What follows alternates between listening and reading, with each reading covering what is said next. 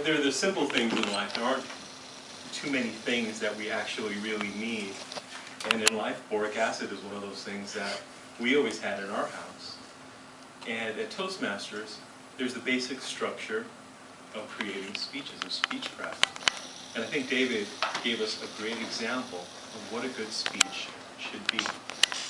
His introduction brought us back to the beginning of the history as we know it of boric acid, and he went right into its various uses, how it's an essential ingredient in one of my favorite things in life, even to today, in my late 30s, silly putty.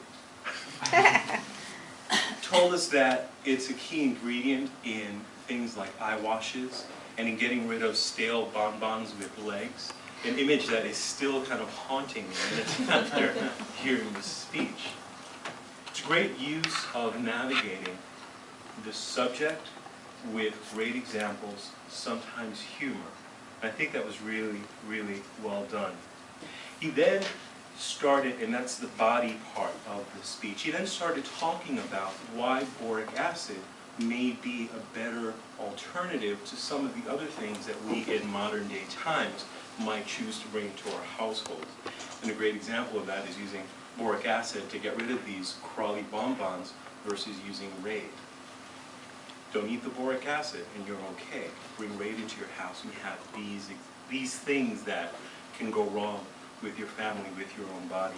And then he rolled that right into his conclusion, which I think was a really strong one. He began with, there's discovery of this chemical whose use goes back to the Greek times, and then today in modern times, how boric acid, is it a wonder drug, is it a panacea? I don't know, but consider it rather than using some of the other things that we may bring into our household.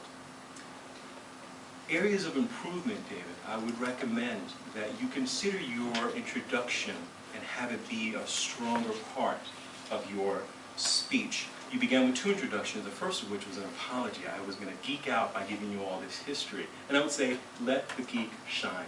Let us know how the Greeks, if we know it, let us know how the Greeks actually used boric acid. I would love to see that, especially when you compare how boric acid has been with humanity for so long, how it was used then and how we use it today for very basic and simple things that we may not even know of. The other thing is to focus on your eye contact. You were doing the sweeping eye from time to time. Focus on one person, finish your thought, move on to the next person, and finish that thought. Maybe a good thing to do. And you also had the noble hand, which is something that's very easy to do. What I do with my hands when I get nervous up here is I either do this or I do this. And David, I saw you oftentimes doing this. And this hand was here, not to augment what you were saying, but just because you didn't really know what else to do.